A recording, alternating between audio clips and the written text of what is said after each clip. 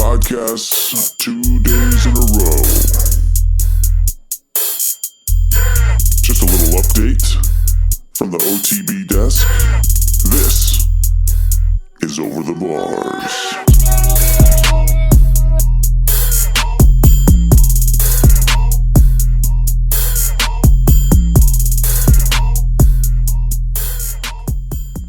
I have a lot of fun with the little voiceover or voice effect that I do at the beginning of the show.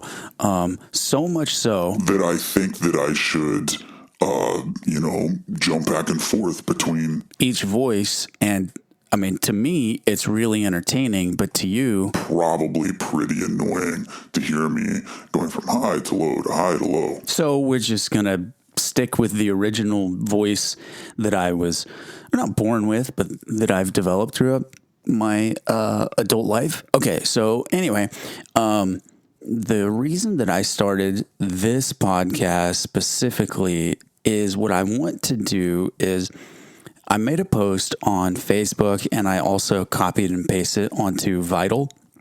And there are a lot of people that listen to this podcast that don't really follow me on Facebook or don't read what I say on Vital, which is totally fine. So what I'm going to do is I'm going to read through the story, which is going to give you, it's going to give you the behind the scenes, or not behind the scenes, but the lead up to leaving for the Tennessee National this weekend. So I'm just going to read through this and you're going to sit there and listen and like it. Okay. So as a summary, and this is like verbatim, by the way, I'm just reading this verbatim. I'm not going to add in any extra huzzah. I don't think. As a summary, 2018 started practically junk in the context. I can't even fucking read my own words. Start over. As a summary, 2018 started practically junk in the context of training for a string of outdoor nationals. The Kansas City area is essentially offline during the winter months given our oftentimes brutal cold winters, which can frequently be dry, anthropic, lifeless days strung together. Typically, riding can resume on a very lucky February day, just as we had on the 5th of that month. The high was forecasted to be low 40s, which is February riding weather, and an overzealous me forgot one small detail to prepare for this day. If you've never ridden a two-stroke, you'd not know the best practice of running a fatter mane on cold, lean days. And note that air pressure is high on cold days, causing the bike to burn more air after it's sucked in and mixed with fuel through the carburetor. So on that day, running a fatter mane would yield optimal power. But apparently, I didn't know that either. After maybe 10 minutes, on the only sandy track in our area, I roasted my top end by running the bike way too lean. And I just screwed up and didn't think about my jetting on the cold, lean day because my brain was checked out on getting to ride for the first time since Thanksgiving weekend. So I am a Wiseco-sponsored rider, and I firmly believe that they are the leader in aftermarket top-end product.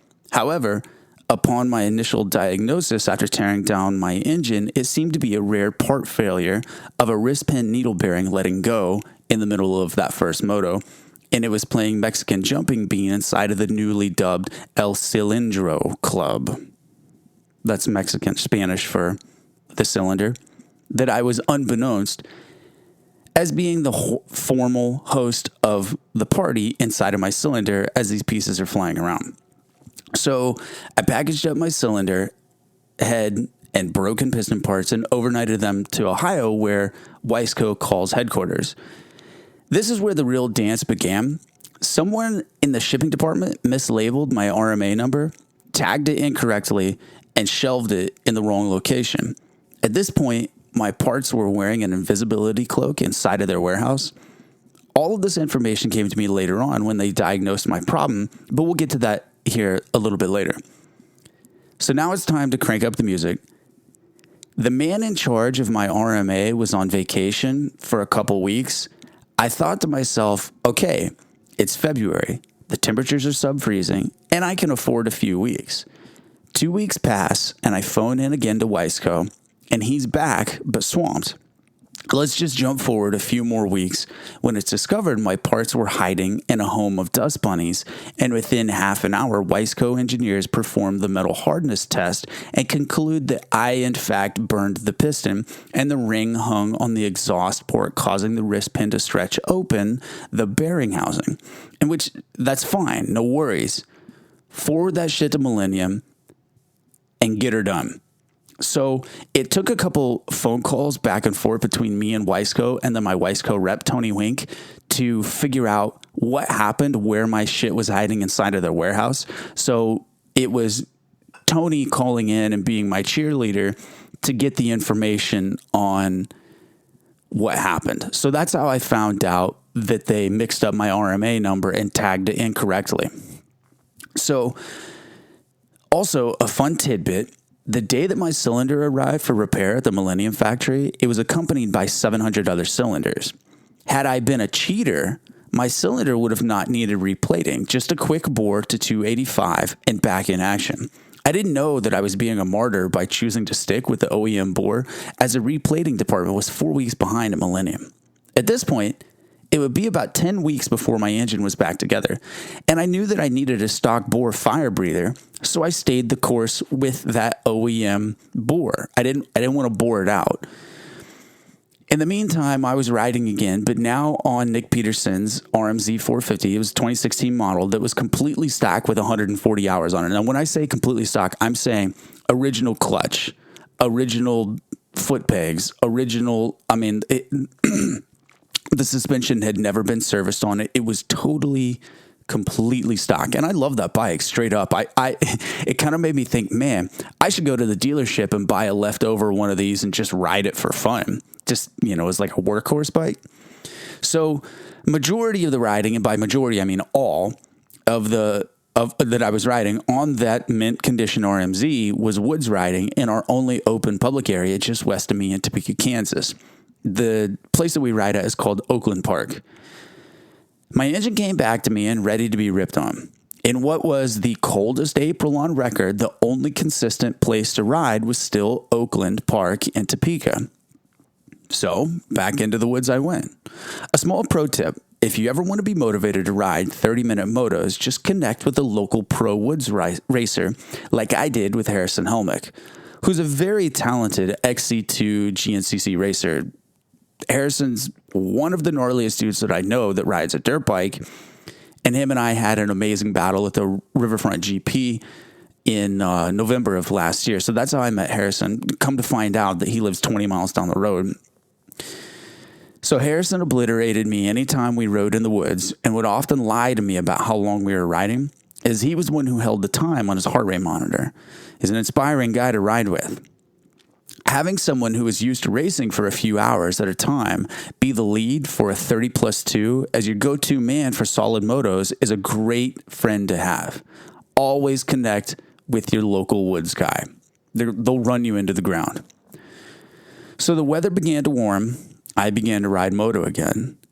At the end of April, my longtime bro of bros, Scott Gebkin, and I hit the pavement for a 2-day riding weekend in Texas. We didn't really have a plan until we got on the road Friday night, barreling down I-35 and discussing all factors life, moto, our teenage years, and occasional ideas on where to ride the next 2 days. Through much searching on Instagram and discourse, we decided to sleep in the van Friday night in North Texas and ride Oak Hill on Saturday. Upon arrival, we were greeted with an absolutely national caliber prep, of which the new ownership team was very proud to display for us and the 5 other souls who came in the gate that day. Of course, Scott and I couldn't believe our eyes all day with such a phenomenal prep job and such few riders. We kept saying, if this was in Kansas City, we would have 600 entries in about 10 different ways between motos.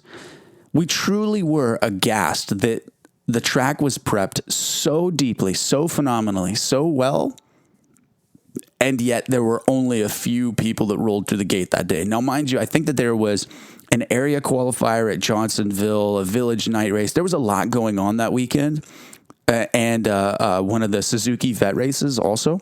at Freestone. So it was easy to understand why there weren't that many people there. And the new ownership team hadn't released that they had taken over the track from the Oldenburgs. And I guess the Oldenburgs really ran that place into the ground and developed a terrible reputation for the facility. So I want to touch on an app called Lap King right now. For those of you that haven't heard about it, their moniker for the platform is claimed the home of social racing. Imagine a bare bones Lit Pro app for your phone, but with Mad Skills MX game-like leaderboards and a lap time chart. Half of the team creating the app is an old schoolboy rival of mine, Vince Monteleone. Vince was on hand as we started banging out hard laps between the three of us. All pro riders jockeying to see who had the quickest time. I ended up walking away with the top spot, but as the day went on, we started filming. Vince found himself in a corner with the camera that I was particularly fast in, and just as he pushed record, I ended my day with a hard slam into a dirt wall. It was a nice barreled out left corner before these rollers that you would double or triple into, and the rut in that barrel just gave out on me a little bit. Dropped my left foot, kicked me over to the right side of the bike, and steered me right into the dirt wall that had, where the track had been dug out. So as I crawled back to my bike, doing the post-crash checklist of, does this work? Yeah, check. Can I lift my arm? Nominal. Is my wrist broken? I can't decide. I regain my composure, pick up my bike, start to examine and see the exhaust is mangled against the frame of my KTM. Remember that cylinder that I paid top dollar to have rebuilt, causing me 2 months of ride time? Or 2 months of non-ride time, rather?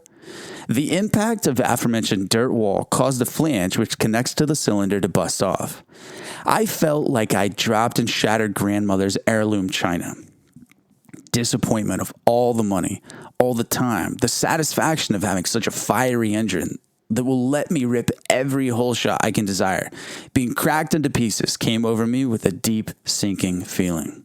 Here I was, riding all-time best at an all-time comfort, and a rut gives out on me, sending me down into the dumps. At this point, I'm thinking, man, I can't afford another cylinder, and it will be a stock bike again. I'm so fucked. My whole plan of doing the initial Southwick and Millville run was shot. There was, as all complex situations, a stipulation toward receiving my pro license this year in 2018. I had to race twice, and one had to be a Pro-Am. So let me elaborate. The last Pro National that I did was in 2009. In 2017, I didn't have any aspirations of racing any professional races, so collecting my points again to renew my license was not on my radar. It wasn't until January of this year, when I was looking into the future and planning on doing these races, forecasting what I was going to do with myself, that I decided, hey, I'm mentally ready and more financially fit than ever. I started the approval process for my card again in February, the same week I melted my piston. When I spoke with the AMA, they diverted me to MX Sports race director Jeff Canfield. After a few quick discussions of my plans, he instructed me how to go about getting my card again with insufficient Pro-Am points, the discretionary approval process. Now, this is something that I knew about, but a long time ago, when the last time that I had my pro license in 2009, the rules were different. And it was, if you've ever had your pro license before, you were automatically grandfathered into getting your pro license whenever you wish. So I figured I'll just go through the discretionary process and then they'll approve me because I'm Jeff Crutcher. Not really, but because I wanted, I was like, well, I don't have the points. And I went to Loretta's in the A class in 2014, not 17 or 16. So that was my only way to get the license for this year. So he outlined that I needed to get on the gate a minimum 2 separate events this year before he would approve me as an eligible racer at any MX Sports promoted event. Given that I've held my card for many years in the past and my references, that's what he saw fit. So just as a quick little side note here, there is a separation between AMA, the sanctioning body, and MX Sports, the promotion group. The AMA handles all of the credentialing and licensing. They do not handle approving for eligibility. Okay, so think of it this way. I can get my pro license through the AMA and they can award me my card, but that doesn't mean that MX Sports is going to approve me as one of their riders. It's kind of like if I went to the union hall and signed up as a union laborer and started the apprenticeship program. That doesn't mean just because I have my work card and my union membership, that doesn't mean that a union contractor has to hire me. Think of it that way. So as moving on, back at Oak Hill, I was pushing my bike back to the van, thinking of all the time and money and worry invested into where I'm at right now with a jacked up wrist, my good shoulder feeling like I got shot with a nail gun, and another broken cylinder. My plan to race the next weekend at round 2 of the Missouri State Series was gone. Pro card approval, toast. Vacation time that I strategically put in front of the races, wasted. All the 50 and 60 hour work weeks and saving every dime of overtime I could to pay for the traveling to come, spent. It was the longest push back to the van ever. After loading the bike and texting Nick Peterson about what happened, he informed me KTM built the exhaust flange off of the cylinder as a bolt-on part. I didn't notice this whenever I was looking at the bike. All I saw was a broken cylinder. I didn't notice that it was a bolt-on part because it's so well shrouded. I mean, KTM did a fantastic job of developing that exhaust flange and making it a bolt-on part. So I'm sitting in the passenger seat as Scott drives us out of the Oak Hill facility, feeling that really murky gray area in disbelief. Like I'm double checking the numbers on my lottery ticket. You know the feeling whenever you scratched off or they're calling the numbers and you're like, there's no way. Is this right? Is this me? So I get on Motorsport. I pull up the parts fish and holy shit. It's true. It's a bolt-on part. I had no idea. Can you imagine how high I felt when I realized my broken cylinder was actually only a $90 replacement part? I still get to keep my mod motor. Just got to replace that little exhaust flange. And really, it was worth that agonizing push back to the van to remember all the things that I had invested in this year. All of the time, the thought process, the blood, the sweat, the tears, the whole deal. You know, all of my hours at FedEx. Everything put together to have that time where I'm reflecting back on the reason that I wanted to do this. It made me appreciate it more, almost to have it taken away and then given back to me. Without flexing my results too much, I'll just note that my performances at the Missouri State race and the Pro-Am in Iowa at Riverside were enough to satisfy Canfield, and he gave the green light for his office to approve the pro license. In the same weekend that his pin stroke checked the approved column, Gebkin and I had a big moto camp scheduled at Wichita at Bar to Bar to further finance the racing program. At this time, I added in Muddy Creek to be my first pro race in 9 years, given that it's practically on the way to Southwick. The mega camp was a huge success, and on the third and final day, in the last hour of the event, was a scheduled quote-unquote coach's ride, where myself, Scott, and our third coach, Brad DePringer, were riding with our students as a fun tip of the cap to their efforts and a neat play to ride with many bikers and novices. It's almost, however, as if 2018 had turned around and things were now at a steady bar. I was riding exceptionally. My body was feeling great. My bike was dialed. The roller coaster was gone and my program was locked in for Muddy Creek. Originally, we were just going to drive to Southwick, myself and my girlfriend Aubrey, and through discourse and talking with my buds, and I made a plan with Nick Peterson a long time ago, and we were like, well, screw it, dude.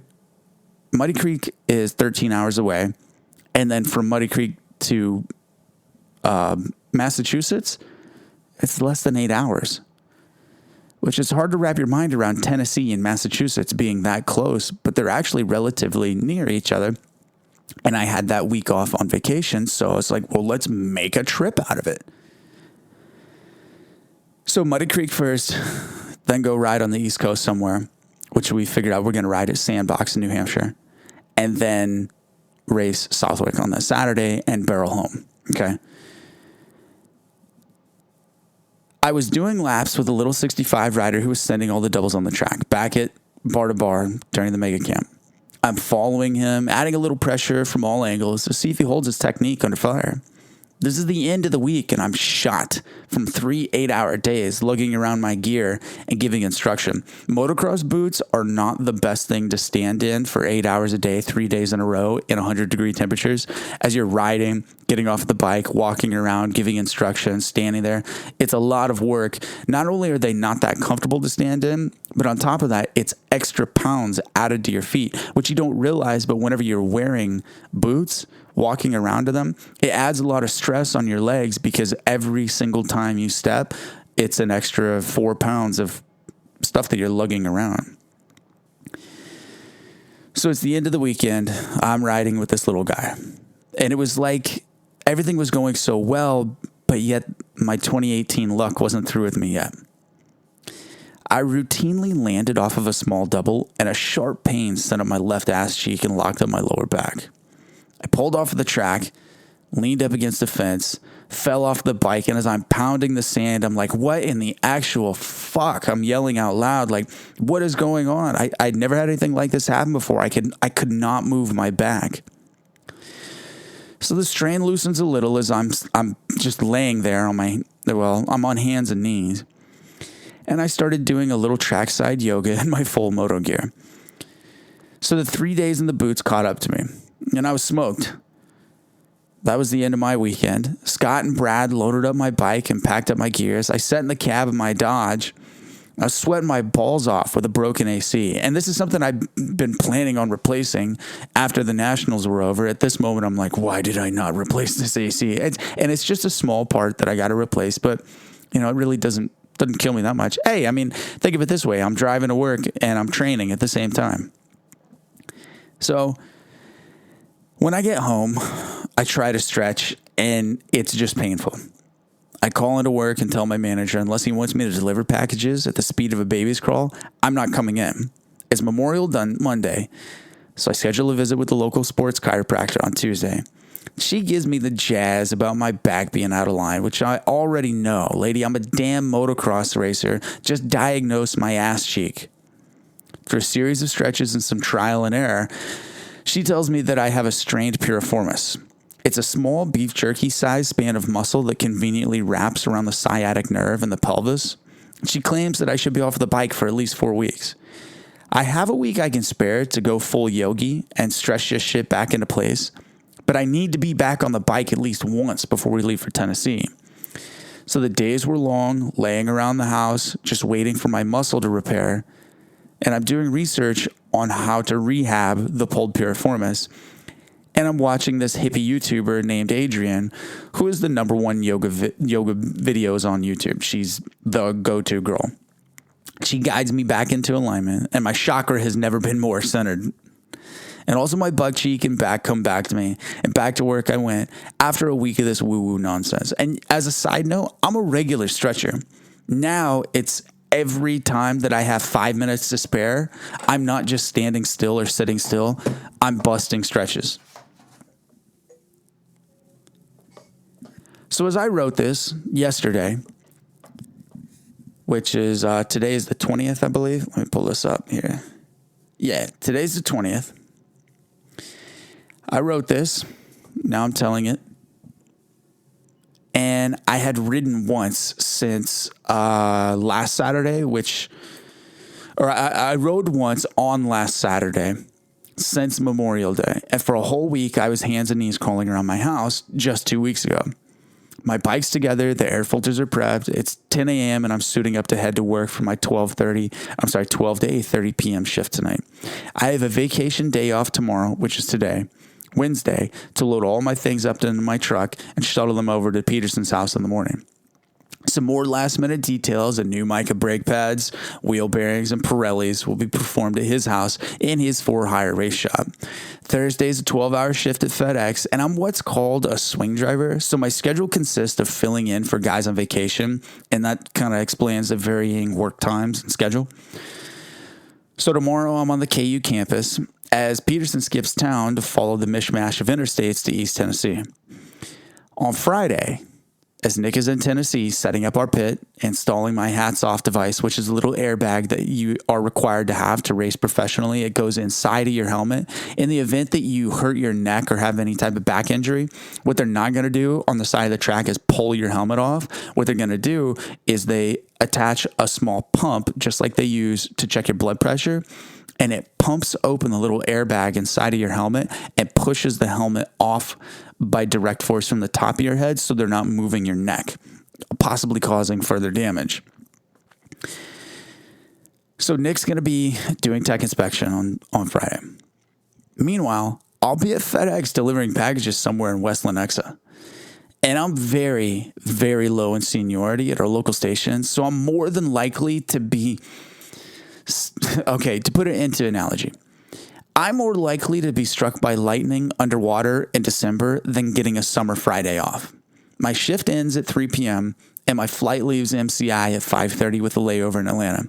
I'll be landing in Tennessee at 11 p.m. local time, and my best friend Keith, who a lot of you know is KP Bad Wrench, he'll be picking me up from the Tri-Cities airport, and I'm hoping for 6 hours of sleep, getting a fresh coffee, picking up my credential at 7 a.m., finding my rental mechanic who's driving in from Virginia Beach, and I'll be ready to make some memories, which will last a lifetime, come green flag of 450 Group B Practice 1. So if you're at Muddy Creek, come by the privateer pits and find my number 681 FedEx KTM.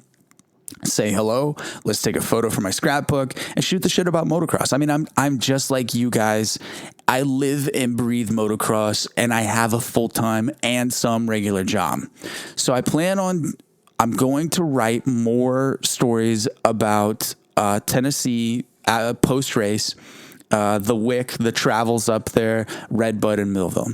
So thanks for listening. If you come to any of these outdoor nationals, I've got sticker packs for sale. If you're into the two-stroke vibe or you just want to help out, they're $10 a sticker, or you can buy them on the Rip and Rut store. So that's my backstory behind this 2018 season and going from, in 2016, I bought a YZ125 that I rebuilt, fucked around on that. Last year, started racing again on the 17250SX, and now here I am in 2018 riding a year-old bike at some outdoor nationals. It's going to be a good time. I'm more excited to race this year than I ever have been because I'm, for the first time, riding outdoor nationals on a two-stroke. My first pro national was in 2005, and I was on a 250F. And I liked that bike, yes, but I've never been as comfortable on a motorcycle as I am now. And really, if you know me, you know I've got one good lap in me every time I go ride. And frankly, that's all that it takes at an outdoor national. You just need one good lap. So, going into Muddy Creek, it's allegedly going to rain. I'll pull up the current forecast, the way that it looks right now. I kind of feel like I'm cool because I'm talking about the future and people will listen to this in retrospect and listen. Thursday, thunderstorms. Friday, thunderstorms. Saturday, they pulled the rain forecast out of Saturday. So right now there, it's cloudy and 81. Thunderstorms probably going to roll in. 50% chance tonight. I'll pull up the weather right now. Actual weather, not just a little app on my phone. Here we go. Blounteville, Tennessee, weather. Wednesday, today, chance of rain this evening, 40%. Thursday, starts clear around 11, 30%. Jumps up to 67%, 5 p.m. thunderstorms. Friday, chance of scattered showers, and it's for sure going to rain at about 1 o'clock, so midday. We'll have a thunderstorm roll through. and then they pulled the precipitation out of the forecast, maybe some rain throughout the night, 3 a.m. showers possible. Then after that, it appears that it's just going to be a nice day of motocross racing. So I expect the track to be rough, ruddy, good. I'll be in 450 Group B. If you're going to watch live timing, I'm number 681. That will be my group. It's the last one on the track. Go to AmericanMotocrossResults.com, and that's the best place to find the live timing. And then also the PDF images of the results as they post. It takes about 2 or 3 minutes after each session before it's perfectly or posted perfectly for your viewing pleasure. So with that being said, I'm Jeff Crutcher. This is the Over the Bars podcast. Thanks for listening. And also, by the way, thanks to our sponsors of the OTB podcast, Donald's Motorcycles, Nick Peterson's Bike Works, Bar to Bar MX, Kansas Motocross Championship Series, and Corey Hip.